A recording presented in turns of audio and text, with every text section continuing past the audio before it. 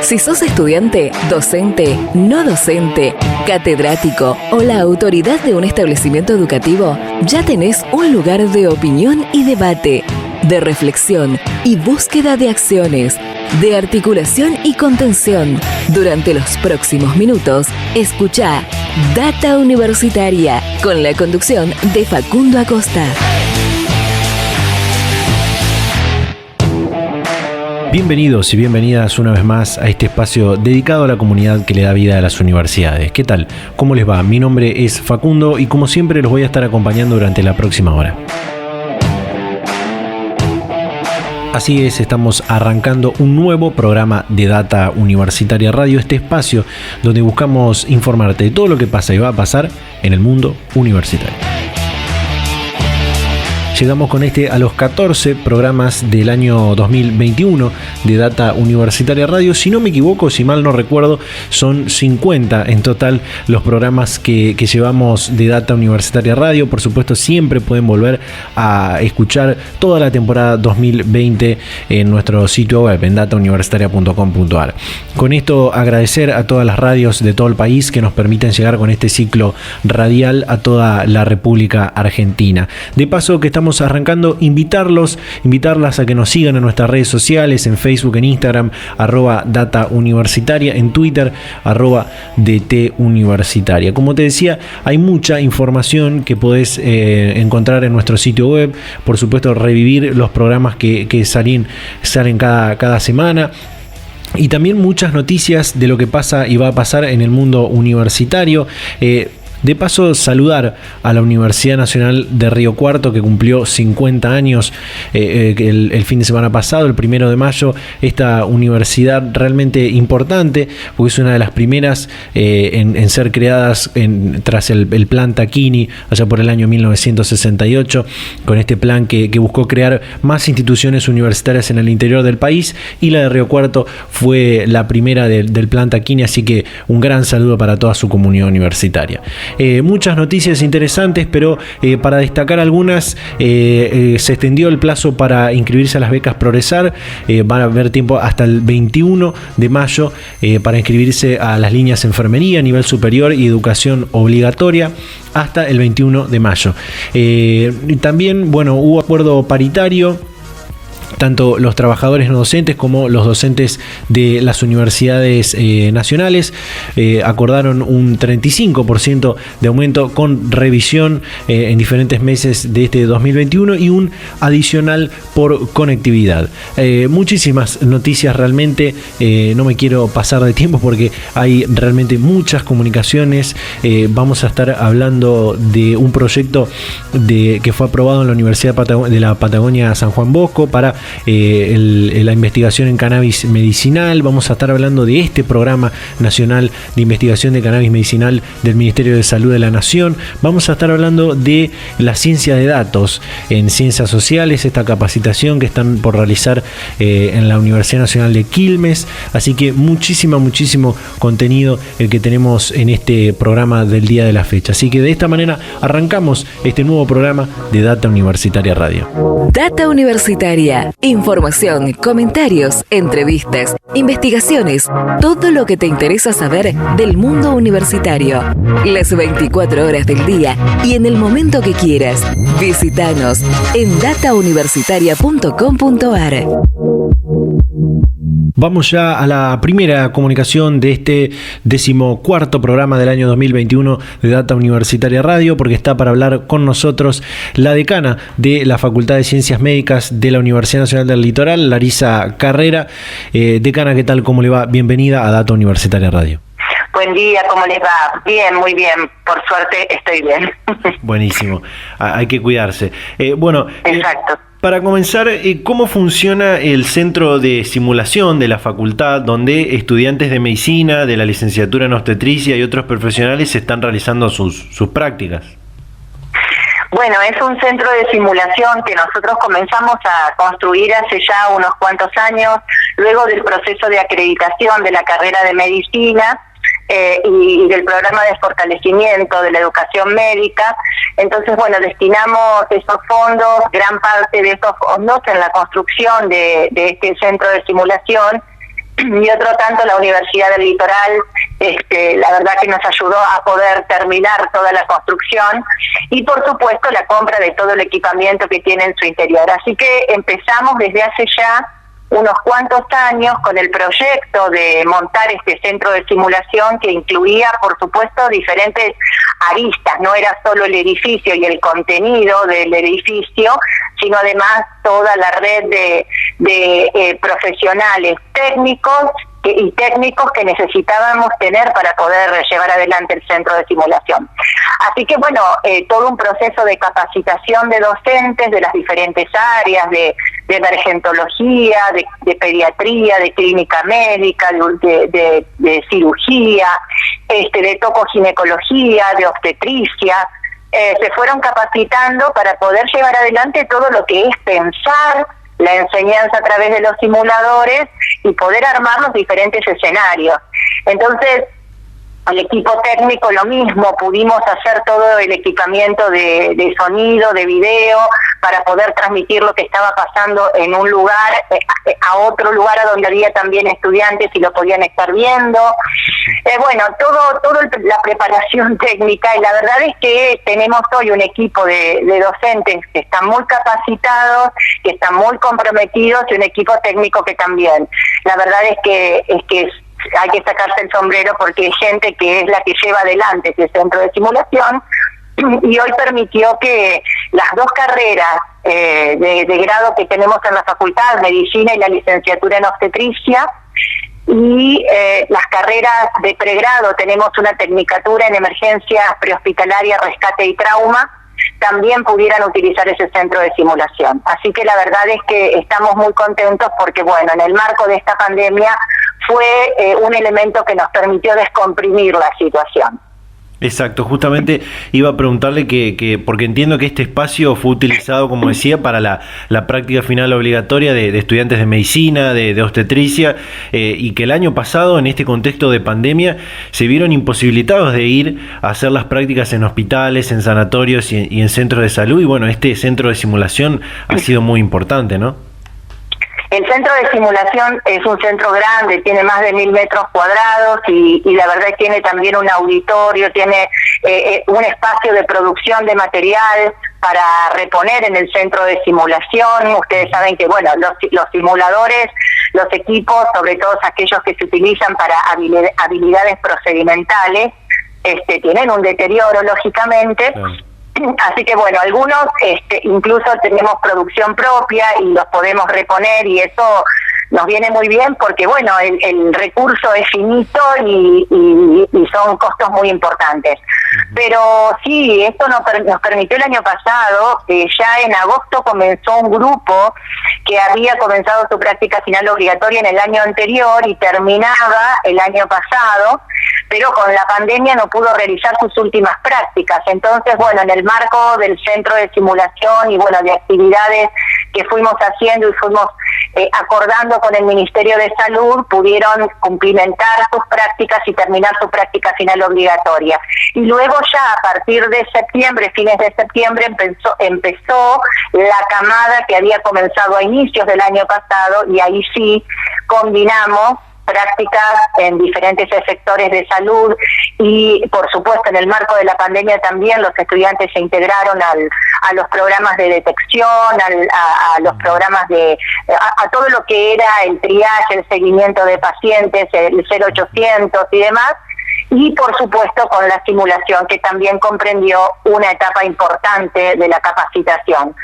Así que bueno, la verdad es que ha sido un elemento importante, una estrategia muy importante para la formación de los estudiantes en sus carreras, pero también, y esto lo quiero destacar porque la verdad es que ha sido el trabajo voluntario de los técnicos y de los docentes del centro de simulación, en la primera etapa de la cuarentena, la cuarentena estricta, donde prácticamente estábamos todos encerrados en nuestras casas.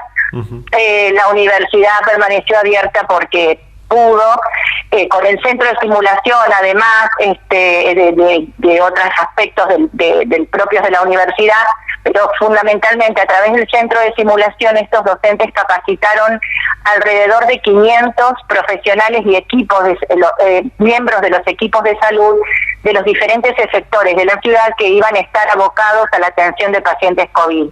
Y esa capacitación tuvo que ver en cómo aprender a colocarse el equipo de protección personal, a retirar el equipo de protección personal, a manejar un paciente en un escenario domiciliario, en el traslado en ambulancia, dentro de quirófanos, dentro de una sala de guardia.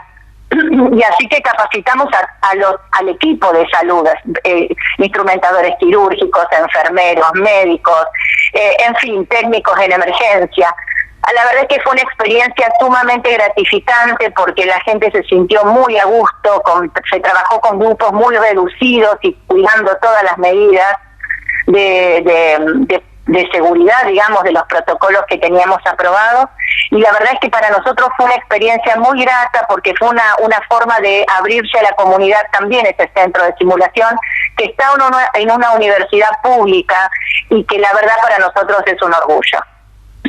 Totalmente. Me gustaría preguntarle con respecto a la formación de los estudiantes, tanto de las carreras de grado como las de pregrado también, si cambia de alguna manera la formación del profesional de la salud haciendo su práctica presencial en un hospital, en un sanatorio, a hacerla a través de la simulación, más allá de que hoy estas dos formas de hacer la práctica sean complementarias en la Facultad de Ciencias Médicas de UNL, ¿no? Sí, la verdad es que nosotros estamos convencidos que son complementarias, pero que hoy, estando donde estamos, la verdad es que las dos son imprescindibles, ¿se entiende? Entonces se complementan una con la otra, pero las dos son importantes, porque la verdad es que la simulación a uno le permite pensar un escenario, diagramarlo, pensar en qué competencias profesionales se espera desarrollar en el estudiante que va a participar de ese escenario, de esa situación de simulación. Entonces, por ejemplo, eso a veces no sucede cuando uno planifica las prácticas en efectores de salud, porque uno no puede controlar cuál es la situación que se va a presentar en una urgencia, en una guardia. Claro. Pero nosotros en el centro de simulación sí lo podemos planificar. Y entonces, más allá de lo que tiene que ver con aprender una habilidad, con desarrollar una habilidad, aprender un procedimiento que es importante y que fundamentalmente se hace con simulación de baja fidelidad. Por ejemplo, aprender a poner una vía, aprender a agregar un acceso, se hace con simulación de baja fidelidad y se practica en esos simuladores. El tema de fundamentalmente de la actitud y de la capacidad de tomar decisiones en determinadas circunstancias, que muchas veces son críticas y que muchas veces requieren de una toma inmediata de decisión para poder trabajar, para poder abordar el tratamiento del paciente. Entonces, esos son los aspectos o las situaciones que uno puede planificar con la simulación y entonces el estudiante puede aprender del error. Se puede equivocar y puede aprender del error. Y los que están mirando lo que está sucediendo dentro de la simulación también aprenden del error del otro de manera absolutamente respetuosa, en un análisis posterior que se llama habitualmente debriefing, y que es una situación donde uno discute y analiza lo que ocurrió y dice, bueno, ¿cómo debería haber sido? ¿Cómo no debería haber sido? Entonces, realmente para el aprendizaje, así como los pilotos de avión tienen los simuladores, para las prácticas de las carreras de salud es una herramienta fundamental. Así es. Decana, realmente muchísimas gracias por la predisposición y por su tiempo para charlar este momento con Data Universitaria.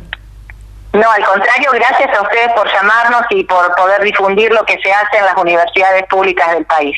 Data Universitaria. Información, comentarios, entrevistas, investigaciones, todo lo que te interesa saber del mundo universitario. Las 24 horas del día y en el momento que quieras. Visítanos en datauniversitaria.com.ar. Bien, ahí estaba la palabra de la decana de la Facultad de Ciencias Médicas de la Universidad del Litoral, Larisa Carrera, sobre esta posibilidad que tienen los estudiantes de medicina, de obstetricia y otros profesionales de la salud de esta región de Santa Fe, del litoral santafesino, de realizar las prácticas en este centro de simulación que tiene la facultad a disposición. Tenemos mucho más para compartir en este programa, así que vamos a ir a un pequeño corte y ya continuamos con más Data Universitaria Radio.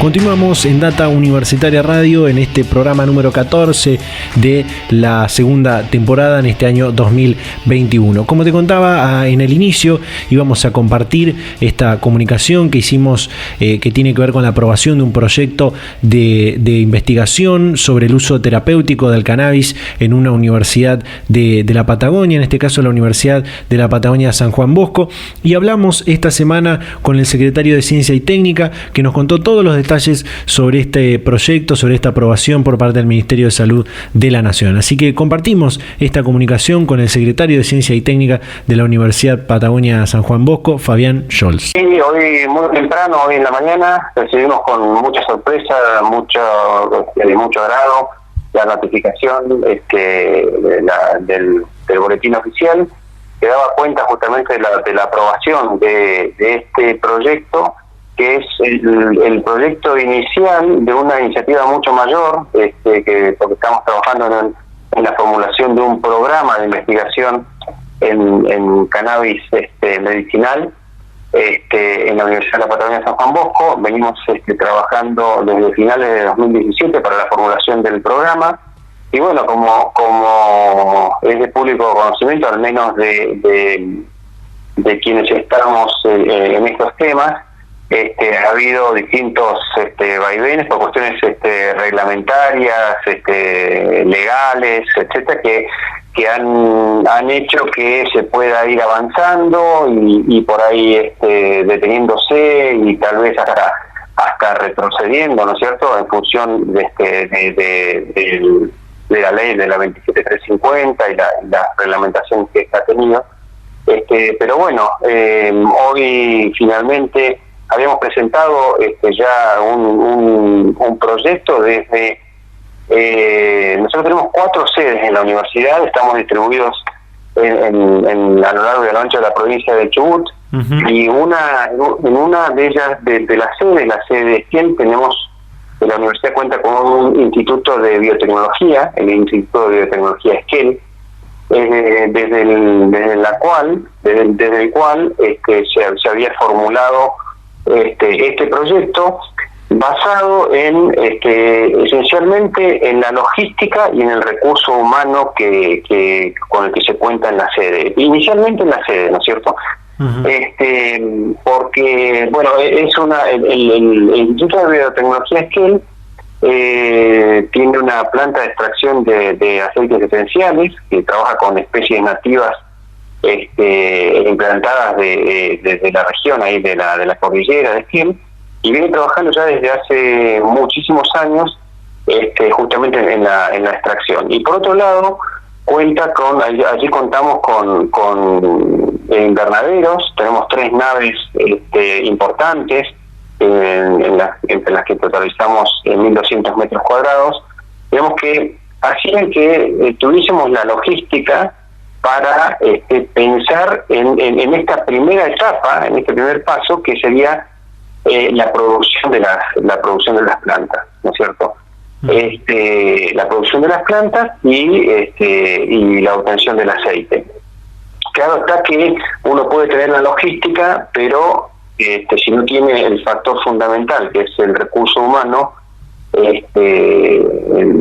lejos está de poder llevar a cabo una acción como esta. Y aquí se suma, en esto se trata de un cultivo que no es un cultivo usual, es un cultivo que conocemos, que está muy regulado, está muy reglamentado. Bueno, tenemos justamente leyes, reglamentaciones, y bueno, allí llegamos entonces hoy a a este punto de que sale aprobado por el Ministerio de Salud en el boletín oficial.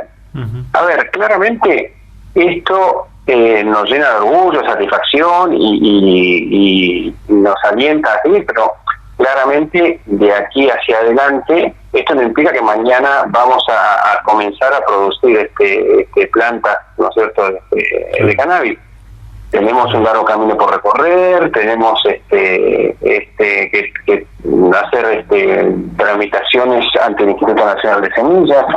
El Instituto de Biotecnología Esquel precisamente fue el primer instituto en Patagonia que tiene su laboratorio de semillas aprobado por el INASE, por el Instituto Nacional de Semillas.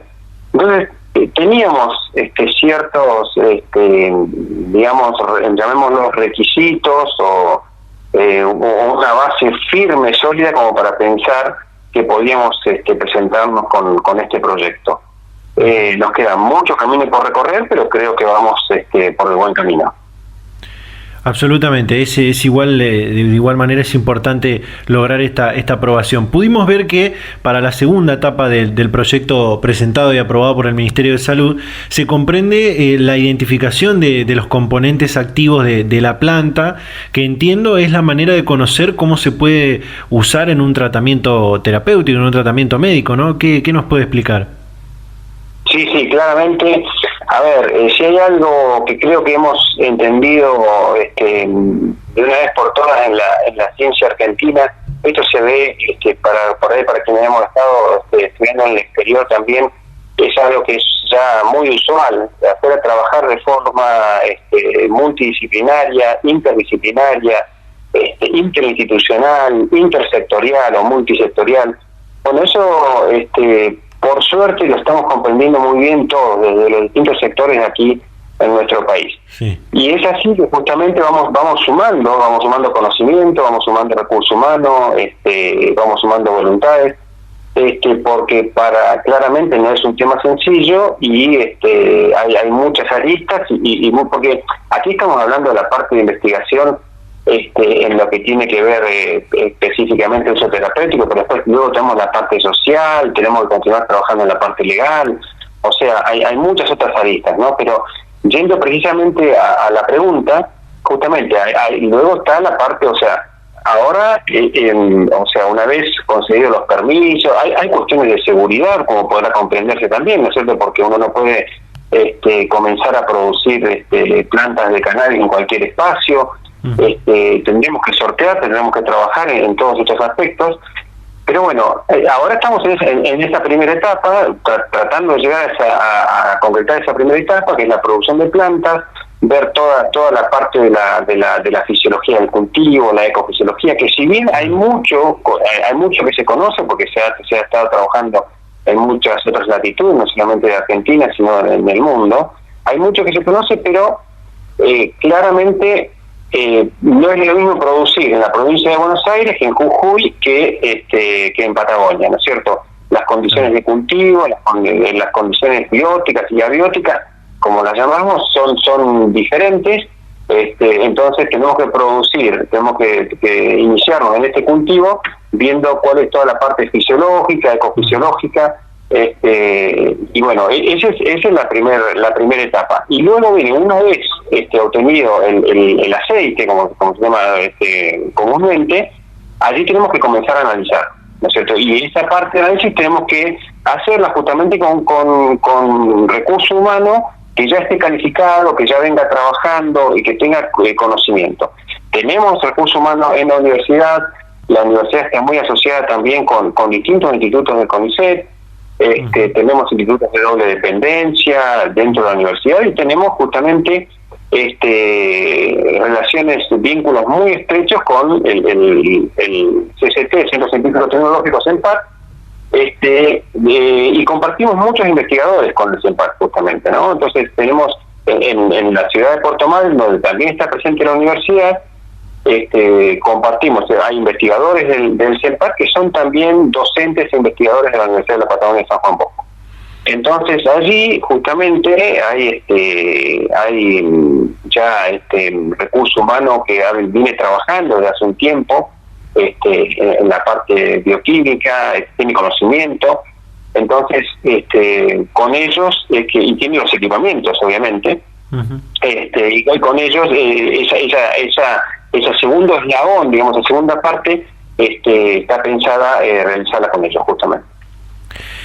Según esta resolución del Ministerio de Salud, tras esta publicación de la resolución, tendrán que ir presentando diferentes informes trimestrales del avance de este estudio. ¿Cuándo comienzan a trabajar en la investigación y cuáles son esos primeros pasos a dar?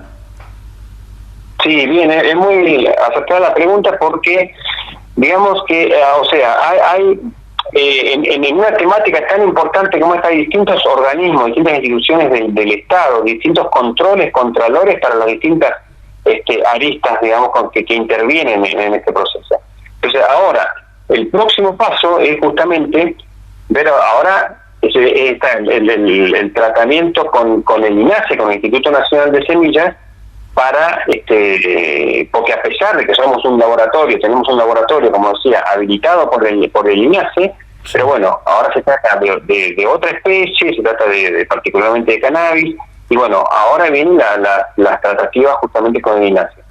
Una vez, yo calculo que es lo que le decía al director de este proyecto en particular, el doctor Oscar Troncoso de Esquel, me dice, bueno, sin duda que aquí vamos a tener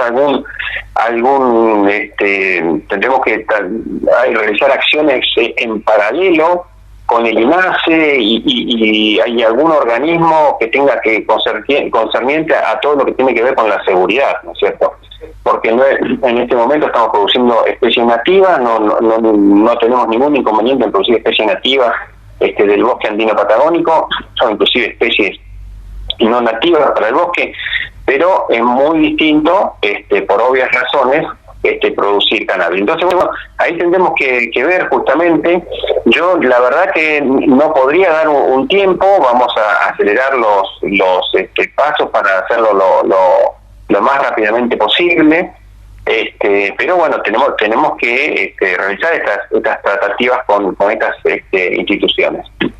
Y yo aquí, porque yo no quiero dejar de mencionar algo que es muy relevante, porque uno puede preguntarse, ¿no es cierto? Cuando iniciamos allí por 2017, a finales de 2017, prácticamente en 2018, todo este camino era para pensando justamente en esto, ¿no? En que teníamos la logística, teníamos los recursos humanos, pero bueno, nosotros pensamos, ¿cierto? Bueno, los referentes, la Universidad de La Plata, la Universidad de Mar del Plata, entonces de pronto que aparezca una universidad que puede, a los ojos de la mayoría de la población de Argentina, puede parecer una universidad pequeña, una universidad periférica. Bueno, ¿cómo se logra, no? Que una universidad pequeña en la región patagónica pueda justamente tener acceso a una aprobación de esta índole. Y aquí quiero resaltar yo el trabajo tremendo que ha realizado llamémoslo el coordinador, quien desde la gestión, desde el rectorado, se le ha encomendado esta labor de coordinar, que es el doctor José Manuel Corchuelo Blasco. Ha tenido una labor pero muy significativa, golpeando puertas, yendo a ministerios, poniendo a la Universidad de la Patagonia de San Juan Bosco en lo que es la RAC, ¿no es cierto?, la Red Argentina de Cannabis Medicinal. Yo creo que es un trabajo que sería muy injusto, muy ingrato de mi parte dejar de reconocerlo, ¿no? Yo creo que hoy la aprobación, independientemente, o sea, indudablemente los equipos de trabajo, no quiero tampoco solapar el trabajo del grupo de investigación del INVIES, de todos los integrantes del INVIES que han escrito el proyecto, pero sin duda que el trabajo del doctor Corchuelo Blasco nos ha permitido hoy que estemos, digamos, en este punto con la aprobación del Ministerio de Salud. Data Universitaria. Información, comentarios, entrevistas, investigaciones, todo lo que te interesa saber del mundo universitario. Las 24 horas del día y en el momento que quieras. Visítanos en datauniversitaria.com.ar. Ahí está la palabra de Fabián Scholl, secretario de Ciencia y Técnica de la Universidad de la Patagonia San Juan Bosco, con esta aprobación que se dio el pasado jueves 6 de mayo para esta investigación sobre el uso terapéutico del cannabis. Y también ese día hicimos esta comunicación con el doctor Marcelo Morante, quien es director del Programa Nacional para el Estudio y la Investigación del Uso Medicinal del Cannabis del Ministerio de Salud de la Nación. Así que compartimos esta comunicación que realmente también es muy interesante que hicimos con el doctor Marcelo Morante. A nosotros nos parece que el ámbito universitario, y entendido que el cannabis tiene a su vez miradas controversiales, es el ámbito donde mejor se va a sentir cómodo y va a permitir que un poco se vayan generando esos conocimientos necesarios en cuanto a la evidencia científica que muchas veces se le reclama a esta molécula, y también mirarlo no ya desde una mirada revisionista, sino de una mirada integral de desarrollo de la ciencia, de capacitación. Así que siempre cuando hay un proyecto de esta característica nos pone muy contentos. Es importante que contar algo sobre esta ley 27.350. Me gustaría preguntarle en particular sobre el artículo 10 de esta ley y cuánto de estos avances es importante para lograr cumplir este artículo de la ley que dispone impulsar la producción de cannabis en todas sus variedades y su eventual, ojalá se pueda llegar a la industrialización en cantidades suficientes, ¿no? Para su uso exclusivamente medicinal. ¿Cuánto falta para que esto suceda? Y bueno, ahí vos tenés un poco lo que le ha pasado a esta ley. Esta ley tiene un objeto de ley que es muy particular, que quiere investigar las propiedades terapéuticas, y el artículo 10 menciona un poco el desarrollo de la cadena de valor, el desarrollo productivo. Exacto. Creemos nosotros que de alguna forma hay que vincularlo con una ley más integral. Nosotros consideramos que ya hay proyectos de ley que discuten ya todo el proceso de la cadena de valor, el cáñamo industrial, todo me parece que apunta a eso, que esto fue un paso inicial importante ya por el 2017, pero para lo que es la discusión y el debate en Argentina en 2021, esta ley de alguna forma se queda corta para analizar todo este tipo de miradas productivas. Uh-huh. Diferentes organismos mundiales, países que tienen legislaciones muy fuertes e históricas sobre este tema, han validado reiteradas veces las propiedades terapéuticas del cannabis. ¿Por qué hace falta y es importante seguir investigando esto en Argentina? No, porque más allá de la evidencia tiene una calidad metodológica y no es solamente un problema de Argentina. O sea, la calidad metodológica que respalda muchas veces determinadas utilizaciones es aún carente en el mundo, no solamente en Argentina. O sea, las sociedades científicas tienen algún tipo de mirada positiva en determinadas situaciones, pero cuando uno lo lleva a un estadio clínico, al estadio que digamos permite el registro de determinadas moléculas, en esto ya es más complejo, porque entendiendo que el cannabis no es un medicamento como tal, o sea, no es una sustancia purificada. Entonces, analizar y evaluar evidencia de un producto variable no es sencillo ni para Argentina ni para Canadá. Claramente lo que ha tomado las distintas legislaciones, hoy Canadá ya tiene una mirada mucho más amplia y han evolucionado y han tenido que reformularse las regulaciones para encontrar en qué marco regulatorio se siente más cómodo el cannabis, pero esta dificultad regulatoria tampoco es algo de Argentina, sino que le ha pasado a todas las sociedades científicas que han querido abordar. Y cuando hablamos de evidencia, siempre la evidencia que sostiene el cannabis medicinal es una evidencia de baja calidad metodológica, pero lo que no significa que no es aplicable a determinadas situaciones. O sea, nosotros manejamos muchas herramientas en las cuales la evidencia metodológica no es del todo concluyente. Sin embargo, cuando encontramos refractariedad en determinados síntomas, un poco esta situación nos habilita a utilizarlo. Uh-huh. Marcelo, usted es uno de los pioneros en la divulgación de esta terapia y de las propiedades que tiene la planta en nuestro país, y también de la formación de los profesionales de la salud en el uso del cannabis. ¿Cree que cobrará más importancia este tipo de formación en el momento en que esta terapia con cannabis para diferentes patologías esté mucho más validada y más comprobada, sobre todo acá en Argentina, ¿no? yo creo un poco de lo que te explicaba recién, esta debilidad o carencia de evidencia de calidad metodológica hace necesario más que nunca un profesional capacitado en la temática y en la temática en general. Por ejemplo, uno dice, si estamos pensando en el cannabis, en la epilepsia refractaria, qué mejor que un epileptólogo de referencia sea el que de alguna forma trate de complementar o complementar a la herramienta estratégica el cannabis. Yo, el camino inverso, digamos, pensar en médico canábico que llega a aprender a manejar un paciente con epilepsia refractaria parece más complejo, pero por esto que nosotros pensamos que poner esto en la currícula de nuestra facultad, la Facultad de Medicina de La Plata maneja esta temática del 2013. Claro. Porque nosotros consideramos que el médico, dentro de las herramientas a aprender, debería aprender la herramienta canábica sin tener que ir en busca de un médico cannabinólogo. O sea, nos parece que es una herramienta que se puede aprender en nuestras casas de estudio. Hay situaciones que digamos, lo van a permitir su uso, van a necesitar de su uso, los cuidados paliativos tienen altos requerimientos de herramientas para el sufrimiento, pero siempre, claramente, uno requiere de un marco regulatorio que haga que sea sencillo. Bueno, esto es lo que Argentina aún está transitando para resolver, y con esta mirada que ha tenido este gobierno lo ha impulsado mucho más, con una nueva mirada del artículo 8, impulsando las producciones nacionales y los cultivos nacionales, pero aún así no termina de poder abordar toda la dinámica que tiene cannabis medicinal.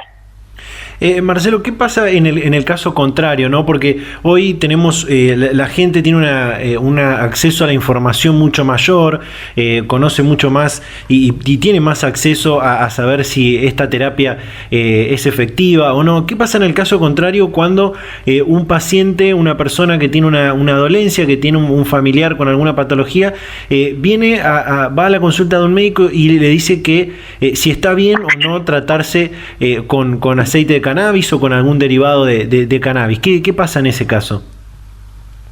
Ahí uno debe establecer este vínculo de confianza entre el médico y el paciente. Y yo también, el profesor con ese que me formó a mí me decía, hay que aprender a decir que no cuando no tiene indicación, porque muchas veces cuando viene el paciente con mucha expectativa en la búsqueda de la única herramienta que pareciera que podría funcionar en determinados casos del cannabis, uno de alguna forma recoge una expectativa desmedida, cuando uno dice, bueno, tendría indicación a esta situación. O sea que mientras la discusión no sea, porque la discusión allá por el 2016 era, señora, no, esto está prohibido. Hoy es una discusión mucho más interesante y amplia. Podemos discutir tampoco la calidad de la evidencia. Yo discutiría, ¿tiene indicación o no tiene indicación? Bueno, si tiene indicación, ¿contamos con algún producto de determinada seguridad para poder usarlo en esta situación? O sea que Argentina debería ya estar discutiendo cómo hacer para que nuestros pacientes se vinculen con productos lo más seguros posible, que tengamos concentración de cannabinoides conocidas, libre de contaminantes. O sea, la discusión me parece hoy mucho más rica que la de 2017, donde parecía ser que se discutía si estaba prohibido o no. Eso me parece que retrasó mucho el debate. Totalmente. Además, es una ley, la 27.350, y las leyes que plantean este uso, una ley conformada desde la demanda social, ¿no? De las madres y los padres que tienen hijos o familiares que se han tratado y en que encontraron en esta terapia con el cannabis una solución a ciertas patologías, ¿no? Sí, llamativamente, claro, esto fue producto de esas luchas sociales, esos procesos, o sea, como el proceso social de un poco anticipa lo que va a ser el marco legislativo. Esto parece ser una realidad de la historia de la humanidad. Bueno, uno lo sufre porque todo ese proceso demora y hay gente que está pasando mal, pero también entiende que son los motores de la legislación. La legislación generalmente aparece regular algo que ya está sucediendo. Entonces, Argentina y cannabis un poco lo que certificó eso y logró una ley bastante rápida, porque fue casi tiempo récord. Mediados de 2016, principio de 2017, generalmente las leyes recorren un camino mucho más lento. Bueno, esta que se logró, aunque uno la pensara insuficiente hoy para el 2021, de alguna forma nos da las bases para seguramente una ley mucho más integral que estará por venir en fines de este año. Esperemos que sí, y es importante también destacar el trabajo de las universidades, de los investigadores, de la ciencia, y esperemos que muchas más provincias, instituciones se puedan adherir al Programa Nacional para el Estudio y la Investigación del Uso del Cannabis, ¿no? Hoy con mucha alegría, bueno, ayer se adhirió que haber dos jurisdicciones que no estaban, digamos, que no habían adherido a la ley, no tenían ley, como Córdoba y Formosa. Ayer adhirió Córdoba y hoy me preguntaba el periodista me decía que, bueno, que la iglesia se había de alguna forma manifestado en contra de algunos colegios de médicos, y yo digo, bueno, que eso es necesario, las manifestaciones a favor o en contra también, pero que lo que intenta un marco regulatorio es tratar de darle un marco a algo que está sucediendo. O sea, que no podemos negar que hay muchos pacientes que están vinculados con el uso terapéutico de cannabis, entonces me parece que no regularlo es un error. Me parece que regularlo es la forma de que en la cual uno puede de alguna forma tomar contacto con el proceso y aquellos pacientes que estarían vulnerables, que podrían tener un daño, de alguna forma se visibilicen, y aquellos pacientes que se benefician también se visibilicen. Entonces, me pareció que Córdoba había dado un salto de calidad en cuanto a la gestión de una ley nacional, y a su vez que ese debate que se plantea en las instituciones científicas o en este caso religiosas son necesarios porque se habla de que se está visibilizando este fenómeno. Totalmente. Y realmente es importante que con ese marco regulatorio todos podamos quedarnos tranquilos de que la terapia realmente funciona y que el cannabis no es más que una planta que como muchos otros medicamentos que salen de plantas, ¿no? Más del 70% de los medicamentos provienen de una planta. O sea, cuando alguien me viene a discutir una planta, digo, pero sí, tengo muy claro que lo que yo estoy discutiendo es tratar de necesitar un marco regulatorio. Las plantas son todas plantas, pero requieren un marco regulatorio que de alguna forma no sea una barrera de acceso. O sea, que cannabis por mucho tiempo solamente tuvo una ley penal y tuvo una lista 4. La lista 4 de las plantas significa que son aquellas plantas que no tienen ningún tipo de poder terapéutico. Hasta diciembre de 2020, o sea, recién el 2 de diciembre, la ONU sacó a la planta de la lista 4 y la puso en la lista 1. Recién ahí la reconoció propiedad terapéutica. Entonces, yo digo, Canadá 2001, que tuvo un programa de cannabis medicinal. Recién en el 2020, la planta, la ONU le reconoce propiedad terapéutica. Eso parece un retraso en ciertos debates. Bueno, es indudable que las sociedades todavía tienen alguna dificultad para debatir procesos que los molestan o que no son desfavorables. Data Universitaria. Información, comentarios, entrevistas, investigaciones, todo lo que te interesa saber del mundo universitario. Las 24 horas del día y en el momento que quieras. Visítanos en datauniversitaria.com.ar. Bien, ahí está todo esto que compartíamos sobre los estudios y la investigación del uso terapéutico y medicinal de la planta de cannabis. Realmente muy importante que se esté estudiando esto a nivel de las universidades, del sistema universitario argentino. Nos quedan bastantes cosas por compartir todavía en este programa, así que vamos a ir a un pequeño corte y ya continuamos con más Data Universitaria Radio.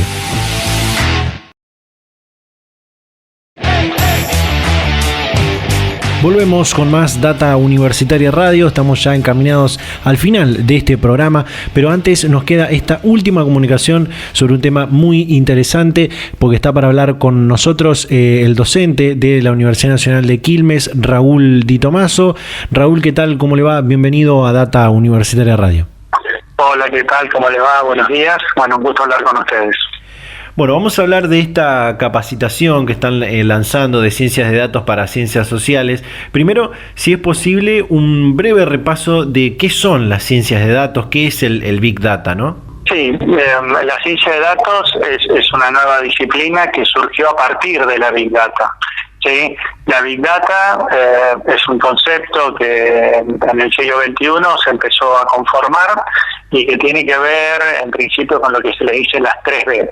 Sí, el volumen de datos enormes que genera nuestra sociedad de información, la velocidad con que esos datos se van modificando y se van incorporando, y la variedad de información que se vuelca en todo el campo del Internet. Y eso ha generado una nueva disciplina de análisis de la información social. En nuestro caso, somos docentes del Departamento de Ciencias Sociales de la Universidad de Quilmes. Una nueva disciplina se ha generado, que es el de la ciencia de datos.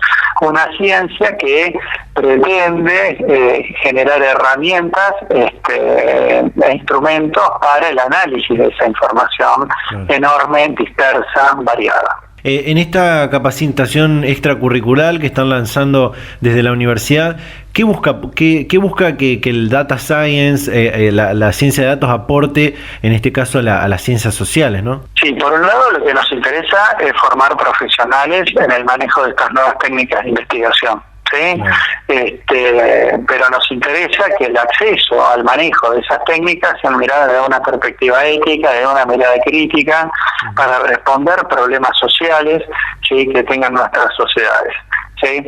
Hay una parte que no es tan buena en la ciencia de datos, sí, que tiene que ver con la construcción de información para el armado de sociedades de vigilancia, sociedades de control, manipulación electoral, manipulación de la opinión pública, algunas cuestiones que hemos visto, pero en nuestro caso a nosotros nos interesa responder preguntas sociales que sean pertinentes, preguntas sociales que sean prioritarias, y para eso hay mucha información disponible, y con el curso lo que pretendemos es dar herramientas a los graduados de las ciencias sociales, tanto de nuestra universidad como de otras universidades, ¿sí?, para el acceso y producción de información. ¿Sí? En el último tiempo se estuvo hablando mucho en el ámbito académico de la carrera de ciencia de datos, que en la actualidad son pocas las universidades que dictan formaciones de este tipo. Sí, son pocas las universidades que lo dictan. Es una formación muy específica, muy instrumental, tiene mucho de programación, pero en nuestro caso a nosotros nos interesa como ciclo de complementación extracurricular para los graduados de ciencias sociales.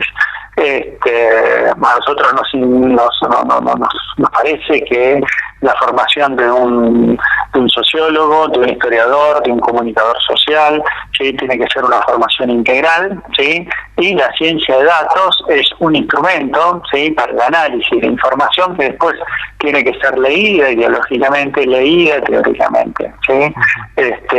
No hay un dato sin una teoría atrás, ¿sí?, no hay análisis de datos sin ideología.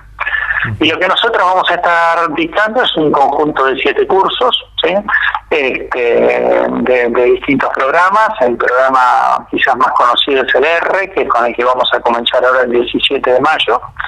Después vamos a ver otro programa que se llama Python, otro de GIS, que tiene que ver con mapeo de datos sociales, o no muy conocido, que es el SPSS, que es un software para manejo básicamente de encuestas.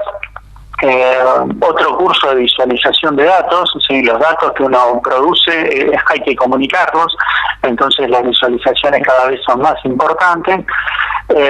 Un curso más de encuestas basados en paneles, y el último sería un curso de estadística para ciencias sociales.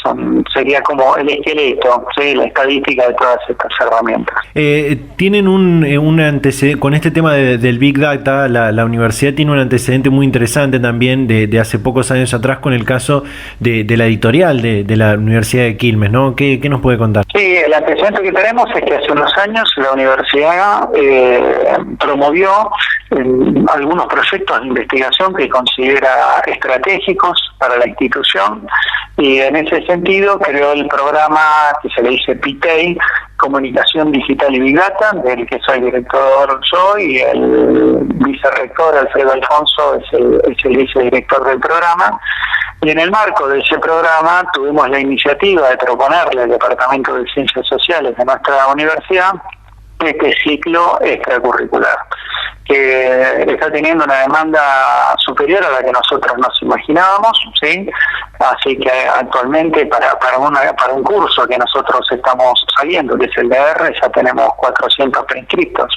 Así que bueno, vamos a tratar de satisfacer esa demanda social. Y también se inscribió mucha gente porque la lógica con la que sale la universidad pública a ofrecer trayectos de capacitación no es una lógica mercantil. Estos cursos hay muchas empresas privadas que lo ofrecen y son muy, muy caros. Y entonces una de las premisas de la universidad pública es la accesibilidad, ¿sí?, que nadie quede afuera, ¿sí?, garantizar el derecho a la educación. Y entonces por eso el 50% de los estudiantes de estos cursos van a tener algún tipo de beca, y los aranceles son mínimos solamente para cubrir los costos de los honorarios docentes, nada más. Y además, si no tengo mal entendido, es abierta a estudiantes también de estudiantes de ciencias sociales de otras universidades, ¿no? De otras universidades. Nuevamente, nuestro enfoque es el de la universidad pública y nuestro compromiso es con la sociedad. ¿sí? No nos interesa si es la universidad pública, es privada, si es de ciencias sociales o de alguna otra rama del conocimiento que esté analizando datos sociales. A nosotros este curso lo ofrecemos a toda la comunidad. ¿Cuáles serían algunos datos, algunas temáticas de datos para analizar con las ciencias sociales, teniendo en cuenta este contexto en el que está atravesando la sociedad, la Argentina, el mundo, ¿no? Claro. Mira, hay distintas herramientas. Por ejemplo, hay una que se llama text mining, ¿sí? Minería de texto, análisis de texto, donde uno puede analizar, por ejemplo, discursos políticos. Podés analizar los diarios, ¿sí? Hacer una minería estadística de las palabras que usan los diarios. Podés analizar, qué es eso, artículos de opinión. Un ejemplo clásico que se utiliza en análisis de texto feminista, por ejemplo, de qué sexo son los que escriben artículos de opinión en los diarios. Y hay un colega que armó sobre algo que se llama web scraping, que es captura de datos de la web, los nombres de los autores y las autoras de los artículos de opinión, y los que opinan en los grandes diarios de circulación nacional básicamente son los hombres. El 88% de las notas de opinión son escritas por hombres. Eso solamente lo podés hacer con ciencia de datos. Solamente lo podés hacer con ciencia de datos. Captar datos de la web y analizarlos estadísticamente con el objetivo de ver cómo se da esta discriminación de género en la conformación de opiniones. ¿Sí? Después otra herramienta muy poderosa que tiene la ciencia de datos es el mapeo, la geolocalización. Si a vos te interesa saber en Quilmes, por ejemplo, cómo se distribuyen los casos de COVID, podés armar ese mapa, ¿sí?, de distribución de la enfermedad, podés armar un mapa del delito, un mapa de la desigualdad, un mapa de la pobreza, ¿sí?, para el mapa del analfabetismo, por ejemplo. Si a vos te interesa como municipio generar una estrategia de alfabetización, que doy el ejemplo porque es algo que se está haciendo. Y también se utilizan muchas técnicas de segmentación del consumidor, segmentación del voto, segmentación de consumos culturales. Por ejemplo, cuando vos Netflix te está proponiendo algo, es porque vos entras en un clúster, en un segmento, en un grupo de determinados consumos culturales y te ofrece eso que te gusta, ¿sí? O sea, hay muchas técnicas que se pueden hacer, manejo de redes sociales, para saber qué opinan los que opinan en redes. Claro. ¿Sí? O sea, son múltiples las herramientas que ofrecen estos programas. Y qué importante esto que decía Raúl de darle un buen uso al uso del Big Data, sobre todo porque el acceso a la información de las redes sociales, por ejemplo, con los fines publicitarios o con los fines políticos, puede inducir a que la gente elija o opine de cierta manera, ¿no? Sí, la manipulación de datos, ¿sí? Es un tema muy serio, ¿sí? Obviamente a nosotros nos interesa verlo desde una mirada crítica, desde una mirada ética. Lo que nos interesa es tratar a partir de estas herramientas responder preguntas sustantivas que como disciplina social necesitamos dar respuesta. Y bueno, somos muy críticos con ese uso invasivo y bastante pernicioso que tiene la manipulación de datos, o también los datos para la construcción de sociedades de vigilancia y de control, ¿no? Eso también hay que tener mucho cuidado. Raúl, realmente muchísimas gracias por su tiempo y por la predisposición para charlar este momento con Data Universitaria. No, gracias a ustedes, y bueno, invito a todos aquellos que estén interesados en estos cursos. Les dejo un mail, si me permite, que es cienciadedatos@unq.edu.ar. Ahí nos pueden escribir y les estaremos respondiendo todas las inquietudes. Nuevamente, muchísimas gracias. Gracias a ustedes. Hasta luego. Data Universitaria. Información, comentarios, entrevistas, investigaciones. Todo lo que te interesa saber del mundo universitario. Las 24 horas del día y en el momento que quieras. Visítanos en datauniversitaria.com.ar.